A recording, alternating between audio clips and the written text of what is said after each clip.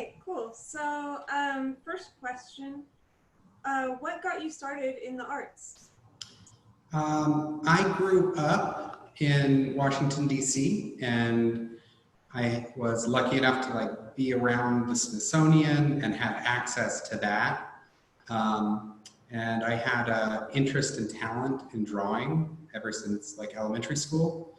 So I was lucky enough to have that resource right nearby, this huge network of free museums, and it really got me interested in not just drawing and making things, but also in the larger art world.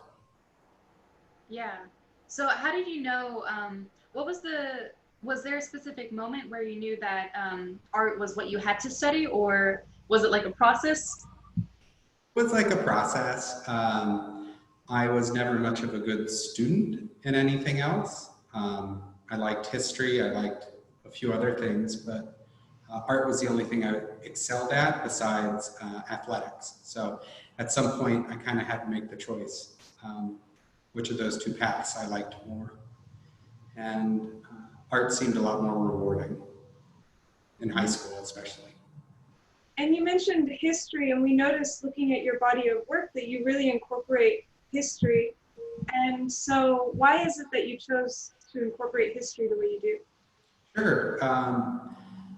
It's partly because it's so ingrained in how I think about things, how I process, and how I contextualize things.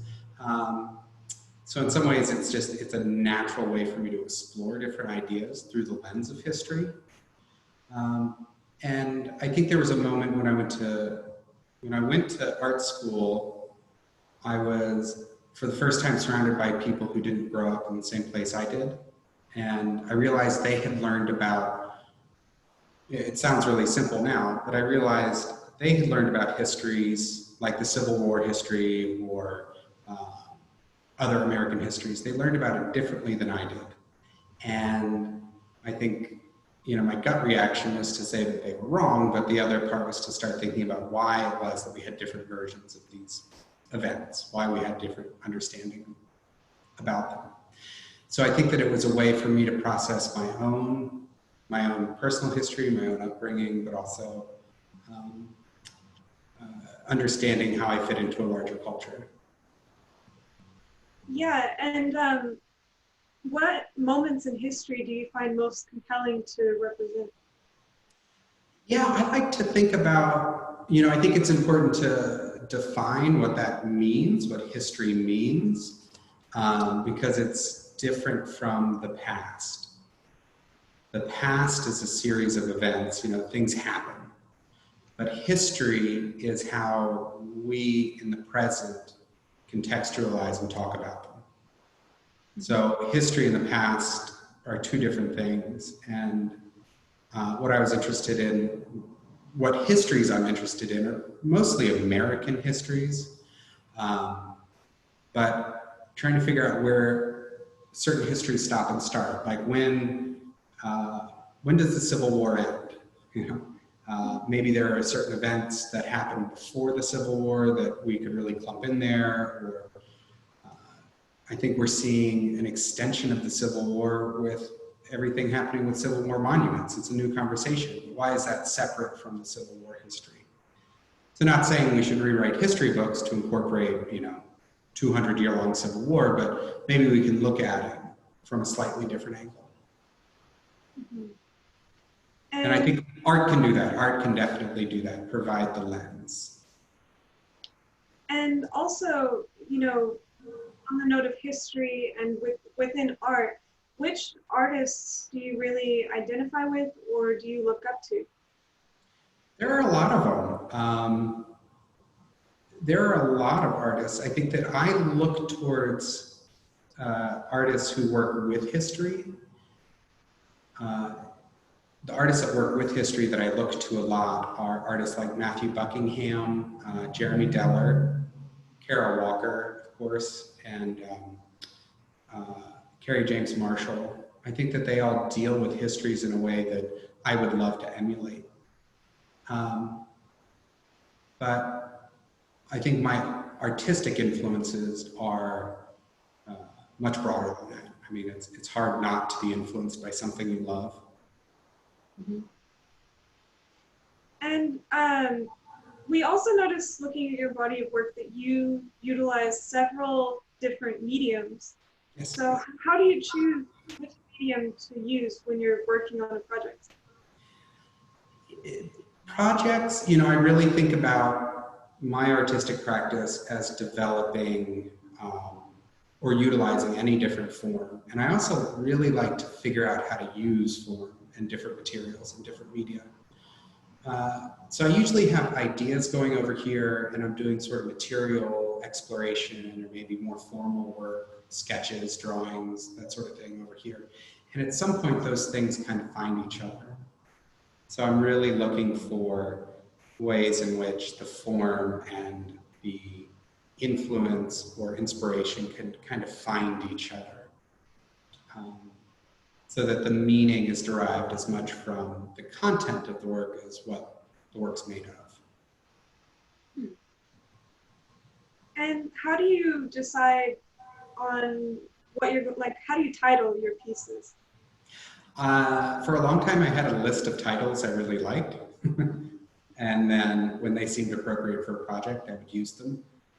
My work is definitely influenced by reading and reading texts in a critical way. So maybe that's, you know, reading a critical theory, or maybe it's reading short fiction or watching a movie or something like that. So I usually try and find little snippets in there that mean something to me.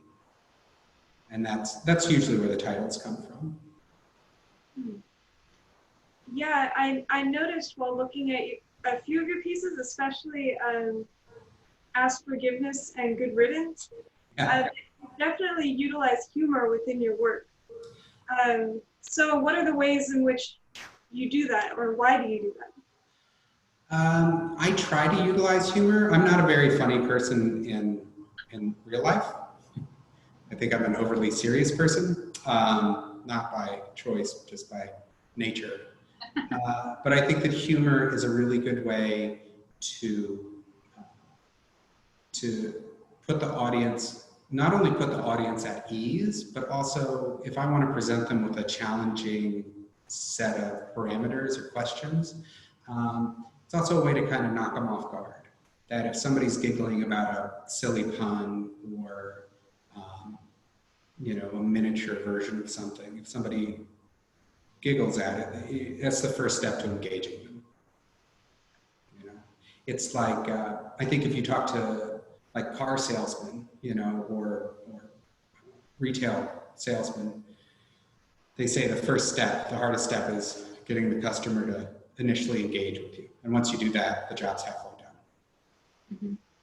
Yeah, and so so I'm a music education major, and so the art world is very foreign to me.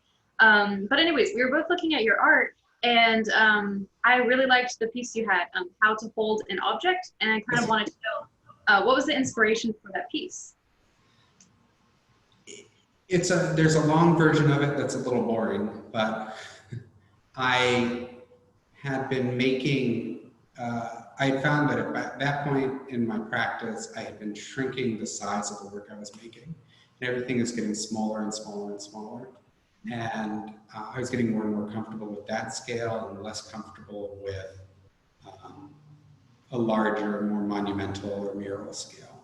And so thinking about how to hold an object, it's how you hold something tells or telegraphs how you're going to use it. So I was interested in just kind of exploring that idea. Okay, yeah. How can you creatively engage with something that is such a natural act? Yeah, we noticed that, especially with that work, among your other works, there was more of an abrasiveness, I guess.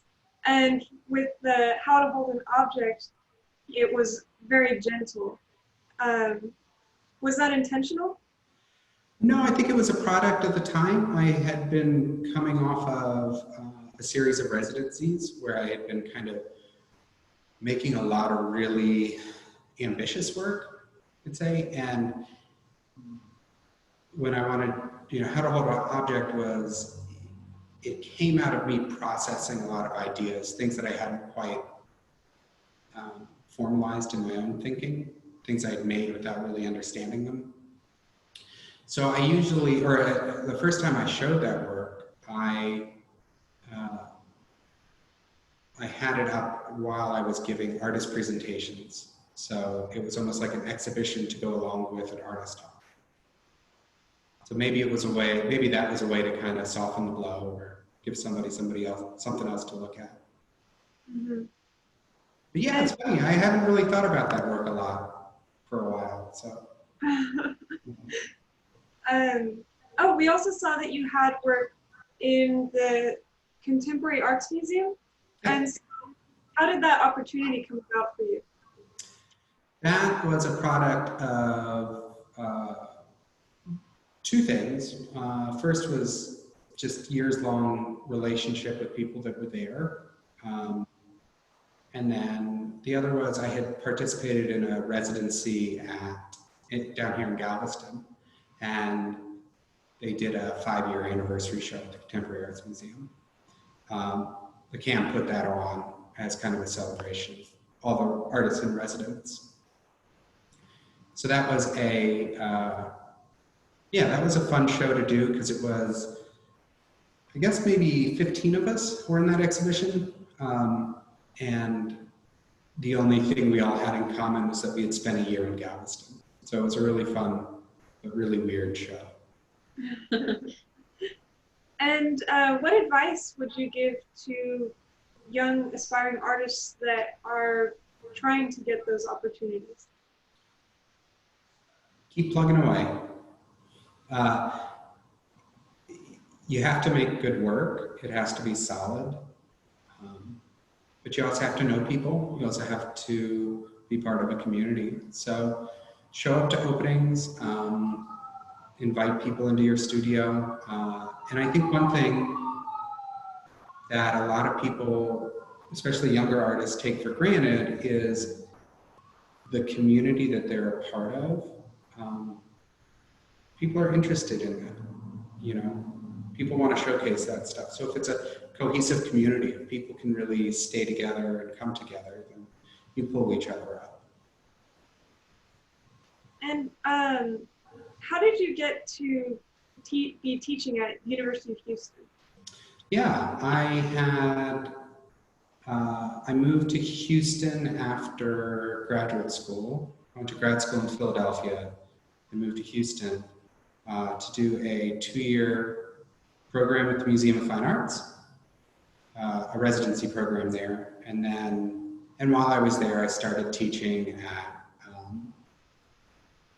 Rice and at HCC. So I got a couple of classes under my belt. And the rest of it was just talking with people I had met who taught at University of Houston and expressing interest and applying for jobs as they came up. So it's been very rewarding, but it's not something that really just kind of falls in your lap.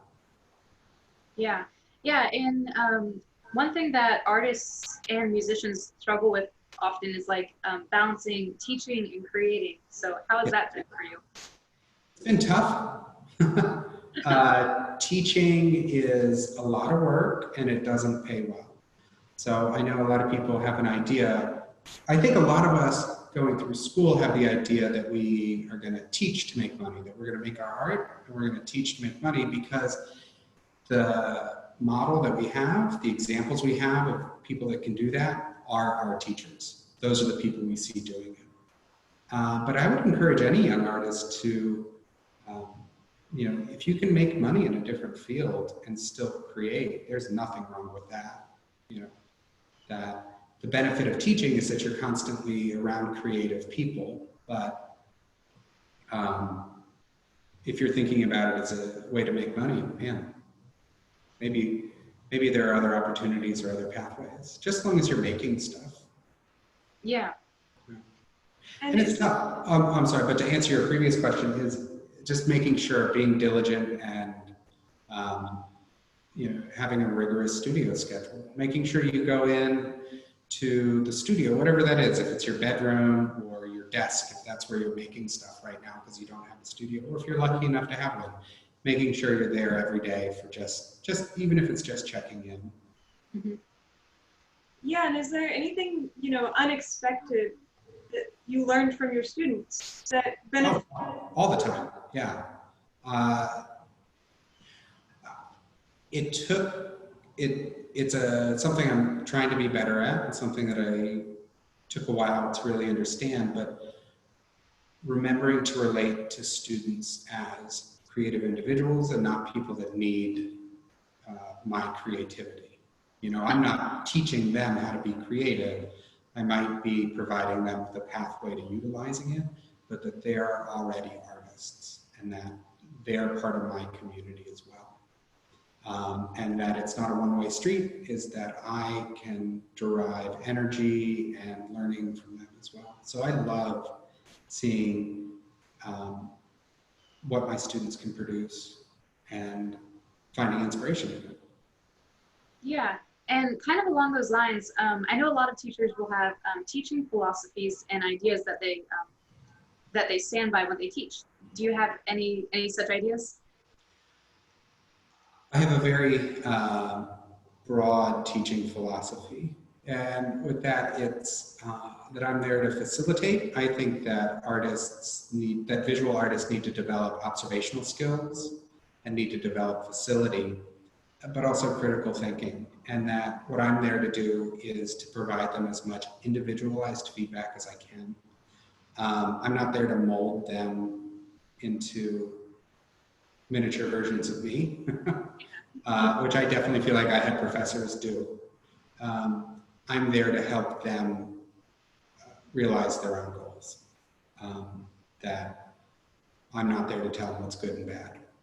But I'm also there to help them learn how to vocalize what they want to do and vocalize why they like certain art forms. So my teaching philosophy is very broad, and it's very much based around individual feedback and a few certain philosophies. And are there any, is there a class that you really benefit from teaching, or do you favor certain classes? I teach each class differently. So I'm currently teaching figure drawing, figure painting, and then contemporary art history, contemporary painting. And I approach them each differently. The benefit I get from teaching figure drawing is it's not something I do in my own studio practice, but it forces me to slow down. It forces me to look at the model and draw what's in front of me. And that's something that really, it's almost like a meditative practice, it centers you, it brings you back into the kind of basics. And I find that extremely valuable. But I love teaching painting because I get to talk about all these painters that I'm influenced by that I don't necessarily express in my work. I might, I love, for instance, Fairfield Porter's paintings. I absolutely love Fairfield Porter, but he's not somebody whose work I emulate. But when I'm teaching painting, I get to kind of rediscover that. And teaching an art history class is very challenging, but it forces me to vocalize and structure my understanding of certain artists. So there's definite benefits to everything. Yeah, so kind of on a more like down to earth level, what does a normal workday look like for you? In a more typical time, days that I'm teaching, so I'm on campus 2 days a week, and those days I'm just I'm in the classroom, 9 hours, then I go home and go to bed. Other days I try and get to the studio either early in the morning or go in between, lunch and dinner sort of time to spend a few hours in there working. And it depends what project I'm working on, what that looks like. But I also along with teaching, I have another full-time job. I work for a historical foundation or nonprofit. And so the days I'm not on campus, I'm here or I'm at the historical foundation doing work. I also am on a number of committees and commissions, both with arts nonprofits. The city of Galveston, I'm the chair of our Cultural Arts Commission. So speaking with, the director of Lawndale or maybe the mayor or whatever it is about those things. That's usually a weekly meeting. And how has, I mean, I know COVID-19 has definitely affected you as a teacher. I've been affected as a student. How has it affected your work process as well? It was tough. I have a really lovely studio. I'm very lucky to have it. It's very big. And I have all my different tools and materials and everything there. And I kind of shut it down in March. I've been back a few times. I brought materials to my house and tried to work there. It's been tough, to be honest, to complete a larger body of work. It's definitely shifted my focus. I also have a 1-year-old at home, so without daycare, there's not much time to actually sit down and do something. So yeah, it's been very hard to actually get work. And what would you say your work contributes to the current art scene? Or would you say that it even matters? It doesn't matter. That's a good question, though. I don't think it does matter, but I do think it's extremely important to participate, to be part of a community. It's not enough to simply be creative. It's not enough to make something that I find successful. It needs to go out into the world and face criticism. It needs to stand that test. So the work I make, I think it brings a different understanding of what painting can be. To go back to an earlier question, even though all my work looks different, in my head, or in practice and in my head, it's all painting. It always starts in painting, and maybe that painting starts to become three-dimensional, and maybe it becomes something else that looks more sculptural. But in my head, I understand it as painting. So I hope that, maybe I'm contributing an expanded idea of what painting can be, what artwork can be, what forms it can take. And I also like to think, I live down on Galveston, but I have a much more active role in the Houston art scene than I do in the Galveston art scene. So I like to think that I can provide context within such a big city to say, we're bigger than it was. Expand that area out. Yeah, and kind of along those lines, we were reading that in your bio, you said that you start with quotation, and we were wondering, what exactly does that mean? Do you have like quotes that you read that you like, or describe that a little bit to us? Sure. So it depends on what I'm reading or watching or studying at the time. So I love, like for instance, I love the book Treasure Island. I read that a lot. I love Treasure Island. It's a kid's book, but it has a place in my heart. So I'll read it. And from there might be some sort of nugget in that book, something that starts to pique my interest and I can start thinking about almost tangentially. And that might lead to future research. I might say, well, what, this book about sailing ships in the 17th century, what is that, or 18th century, what else can I learn about that? What other books is this written in relationship to? And kind of build off of that. So that's how these ideas start to formulate. It's almost like, it's a form of abstraction, is what it is that I start here, and then I'm doing all these little different things. It's taking me to a place I don't expect. So it might not be a physical form of abstraction, but it's abstract in process. It's abstraction in process. I see. And what would you say makes a piece of artwork successful? That's a tough question. I didn't know how I was going to answer that. First, it has to be successful to the artist. And if it successfully conveys their intent or a intent, I think that that can become successful. But I think that it's a tough one because it's individual. And I think it also depends on context. One of the projects that I run out of my studio, I run an art lending library, and all that is about is sharing kind of the joy of living with good art, you know. And I purchase all the pieces for the library. I used grant funding to purchase pieces, and then membership dues to purchase more pieces. So I kind of have to not only choose things that I think are good, but things that people can live with, and things that other people will think are good. So it kind of, you know, and that's to say that that artwork, an artwork that's successful for the lending library, might not be the same sort of terms of success as something at, say, the Museum of Fine Arts or something like that. Yeah. Yeah. And so back to kind of COVID-19 and everything. So I know for artists and musicians, technology has just been forced on us in like a short period of time. But even before that, how do you feel the internet and technology has affected and changed the arts world? The biggest change that I've seen is in how people learn about art, for sure. I definitely grew up with computers, but maybe they weren't quite as prevalent as they are now. So I definitely learned about artwork by going to museums and looking at them in books, looking at artwork in books.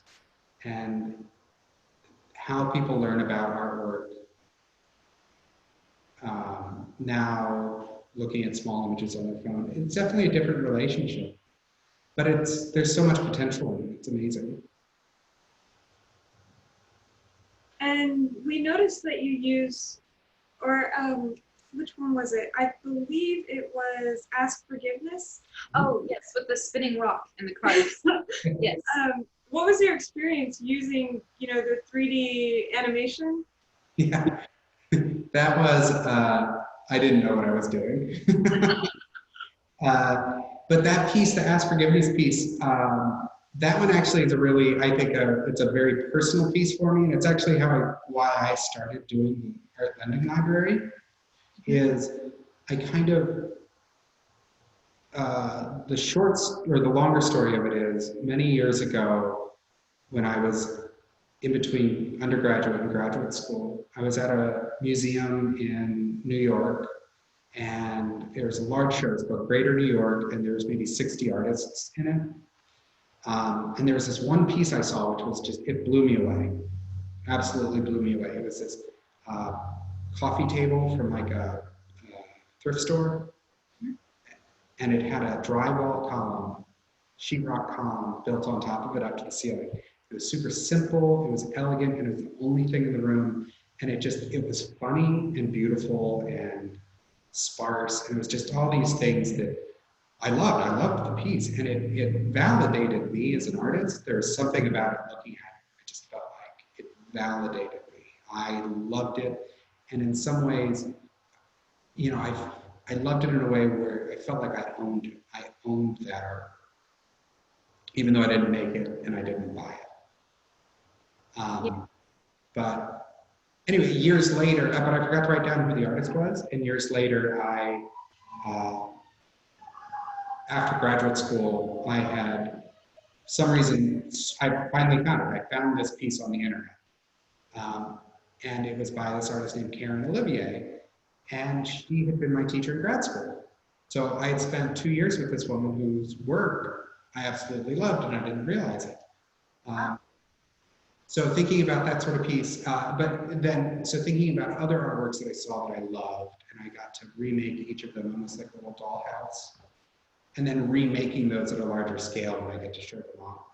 So it's artwork that I didn't make or conceive of, and it's not artwork that I purchased, but I feel like I own it. And I think that that's an amazing feeling that I wanted to share with people. I wanted to translate that feeling. Yeah.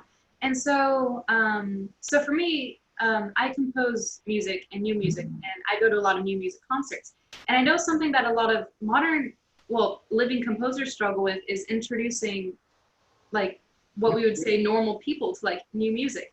And I know like new art can be very different than what people traditionally think of art. So how would you go about introducing people who their idea of art is just like old 1800s like paintings of ships or something? Yeah, how would you go about introducing them to new art?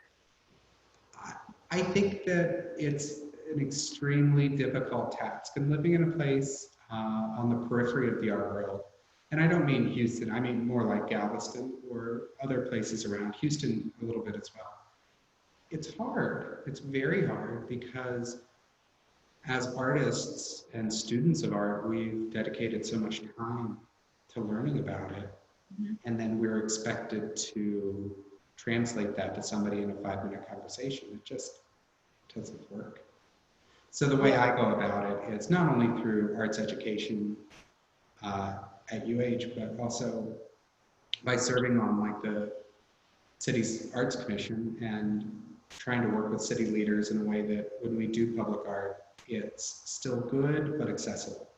Mhm. So trying to provide my expertise in that way, instead of just letting it be bad art made by committee. But the other thing is there's nothing wrong with loving paintings of ships. That's definitely. Yeah, and I think that it's funny. I think we can all think back, as artists, we can all think back to that moment where we finally got something. Mhm. You know, the first time I was sitting in a concert hall and I understood abstract music for the first time, you know, but it took a lot of effort. I still am a novice. I still struggle with it, but the first time it's amazing. It's an amazing feeling. Go. And have you ever, you say that you've been to concert halls and experienced abstract music. Have you ever incorporated those experiences into your work? I haven't. I feel like I wouldn't do them a good service.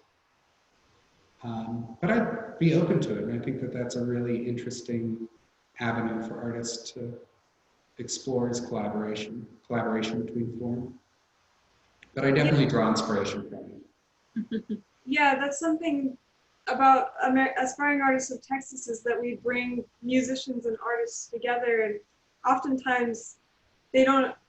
There's a moment of realization between on both sides of wow, this is music, or wow, this is art. Like Yeah, it was kind of crazy because some of the artists we were working with had never heard a piano solo, and I hear them all the time.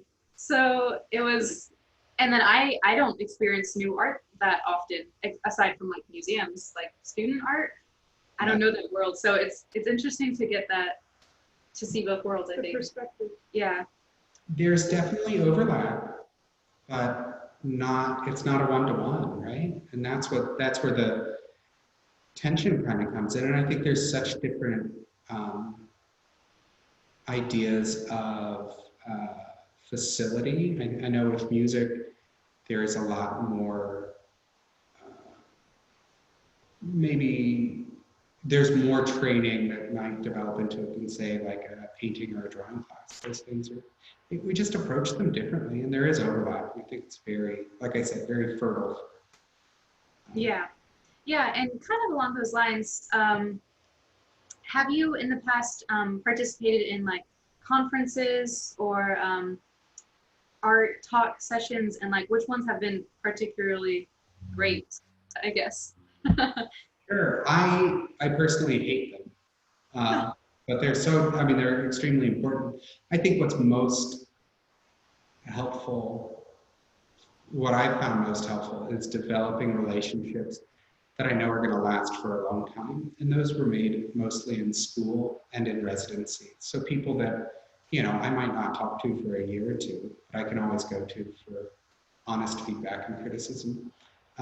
As far as conferences, you know, there are some amazing national organizations that are taking form. And I was really looking forward to the Common Field convening, which was supposed to happen in Houston in April. But obviously it didn't happen this year. But Common Field is an amazing national organization that brings arts and cultural nonprofits together, but approaches it from recognizing it not as necessarily, not as only promoting artists, but helping facilitate the growth of arts. And it's a really, so those sorts of organizations are fantastic, and I love seeing them come together. And what was one of the biggest struggles that you had to deal with in your career? Yeah, a lot of them. The first was convincing my family that what I was doing was worthwhile. So my parents were ultimately supportive of what I do, but I don't think that they understand what I do. So that was a struggle. And for myself to stop making artwork for them, to realize that I don't need to bring them along with me. My family and my audience might not be the same thing. And I think the constant struggle is just creating anything is an emotional roller coaster. You have to be absurdly confident, but also your harshest critic. And so I'm constantly, completely elated and excited by what I made. And 2 minutes later, I beat myself up about it. So that's a constant struggle. It's hard. Yeah. And what advice would you give to students who are hoping to pursue a career path like yours? Sure. First thing I would say is that external validation and whether that's through shows, commissions, whatever it is great, but that shouldn't be your only goal. Being an artist, you can be an artist without actually having that be your only source of income. That just as long as you're making, just as long as you're following that, then you are an artist. And it's also, I know this might sound a little flighty, but I think that it's important to remember that being an artist isn't just necessarily about making a painting or composing or whatever it is, whatever form you're working in, but that it's also a way of looking at the world. It's a way of thinking about the world. And constantly inhabiting that critical space. That's a way of being an artist as well. And what would you say are some things that you are critical of within your work? Everything. Absolutely everything. Do you mean what do I criticize with my work, or what do I look at about my work and I'm critical of? Well, I guess you could say both. Sure. I think that when I'm looking at my work, when I criticize my work, some of the things, I started making artwork because I loved pushing paint around, I definitely in high school I was not the best at representational drawing or painting or anything like that. But I think that I had a passion and a drive for it that far exceeded almost everybody else I knew. So whenever I'm making work, I always want to remember why I'm doing it, why I'm following through with it. But I definitely get critical about maybe making it too didactic or too on the nose. I want it to still be poetic and whimsical in some ways. Yeah, and so I know for artists and musicians, we have to deal with a lot of criticism from other people. And how do you take that criticism, or how do you value, not only is it a good critique, or should I listen to this, or how do you value this? I think the two things that I always try and remember, always break these rules, are don't listen to everybody. I have people in my life who know my work, and they're the ones I go to for critiques. I know what to hear from them because they're artists that I respect or collectors that I respect. They're people whose opinion I value. So I listen to that criticism and try and tune the other stuff out. The other thing is, every time I've had an exhibition, the day after, I have like the post-show blues, like I feel completely dead and depressed. And I think it's because I poured so much into something and then it's like, I feel like, oh, that was it.